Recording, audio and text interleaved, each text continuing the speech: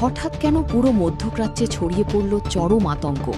মার্কিন নাগরিকদের কেন বলা হলো যে কোনো মুহূর্তে দেশ ছাড়ার প্রস্তুতি নিতে? আমেরিকার পররাষ্ট্র দফতর থেকে এক জরুরি সতর্কবার্তায়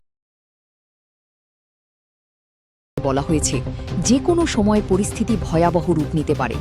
ইরাক, সৌদি আরব, কুয়েত, কাতার এবং ইসরায়েল সহ মধ্যপ্রাচ্যের একাধিক দেশে থাকা মার্কিন নাগরিকদের দ্রুত সরে যাওয়ার প্রস্তুতি রাখতে বলা হয়েছে।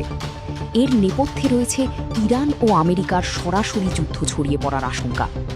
ট্রাম্প ইঙ্গিত দিয়েছেন কঠিন আঘাতের। পাল্টা জবাবে তেহরান স্পষ্ট জানিয়ে দিয়েছে যে দেশই আমেরিকাকে সহায়তা করবে তাকেই যুদ্ধের আগুনে পুড়তে হবে। ইতোমধ্যেই দুই পক্ষই চালিয়েছে হামলা পাল্টা হামলা। কিন্তু যুদ্ধ শুরুর আগেই নাগরিকদের সরে যাওয়ার নির্দেশ কি বড় কোনো ধ্বংসযজ্ঞের আগাম সংকেত? আপনি কি মনে করেন? কমেন্টে জানান।